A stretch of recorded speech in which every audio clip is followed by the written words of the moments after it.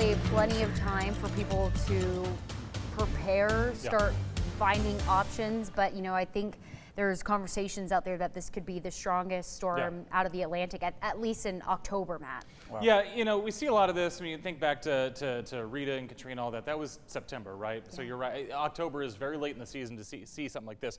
And with Jamaica, like you said, a few hours left for people to seek higher ground. You know, the good and bad side of it is that Jamaica is a volcanic mountain island, so you can seek higher ground, but also that means all that water is going to just run right downhill as this rain falls. So earlier it was traveling west. It has started to make that jog back to the northeast. So again, it is basically moving right towards Jamaica. Pressure in the center of the storm at 909 millibars. Give you an idea of what that means. We typically at sea level are around 1,000 millibars. And if you look back to, say, Hurricane Wilma in 2005, that was the lowest pressure ever recorded. That was 882, so kind of in that range. And winds right now at 175 miles per hour. Effectively, it doesn't really matter when this storm makes landfall because everything about it is going to be very strong. It's a very large storm, but as it does, we'll be looking at it to make landfall sometime tomorrow morning, probably as a Category 4 or a lower Category 5 hurricane. So again, very large storm.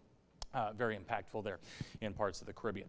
For us here, it was business as usual today. A little bit warmer than we really thought it was going to be. 87, got a little sunshine. Those south winds helped us get all the way back up there. Started off today at 57. Dense fog this morning, and I do think there will be some patchy areas of fog tomorrow morning. I don't think it's going to be a huge problem.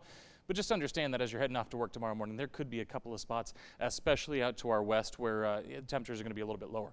For tomorrow, again, here's that spread I talked about in first weather. 74 in Meridian tomorrow afternoon, 84 in College Station. That's because the front moves through northwest to southeast. And so if you're in the northwest, you're not going to have as much time to warm up tomorrow afternoon. So let's time this out. Really, the front will be situated off to our northwest by tomorrow morning, and by mid-morning, early afternoon, we'll be making its way across I-35. Again, this is not going to be a rainmaker. Couple of showers, couple of storms, maybe especially for the Brazos Valley, maybe the I-45 corridor. But really, the best chances for rain are going to be out in East Texas with this one. The story, as we've been saying, will be the wind behind the front. Take a look here. You don't usually see our wind particles glowing yellow like that. So it's going to be some strong winds here for a couple of days across central Texas. Some cooler weather too. Not really going to notice a whole lot of it tomorrow, but by the time we get to Wednesday morning, temperatures back in those lower 50s, upper 40s, and then by the time we get to Thursday morning, even cooler than that. So here we go. Here comes the front. 25, 35 mile an hour wind gusts, sustained winds 10 to 20. So that's pretty breezy for your Tuesday, but then we'll get a little break in the overnight hours.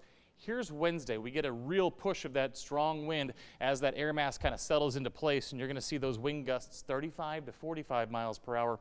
And for that, we're going to go ahead and issue one of our weather impact alerts. Just understand, anything that's not strapped down outside will blow around. I'm talking trash cans, Halloween decorations, 12-foot skeletons, things like that. They will move around. And the other side of this too, we didn't really talk about it earlier, is if you're on the road in your car and you get a 45 mile an hour wind gust, yeah, it's going to move you around a little bit. So be very aware of that. So again, cold front comes through tomorrow. Those winds will last through Wednesday afternoon. Also some chilly morning temperatures. They're not going to look super cold on our 7-day forecast, but understand when the wind's blowing, there's going to be a wind chill there. So again, like I said, your need is to batten down anything in the yard, including those decorations.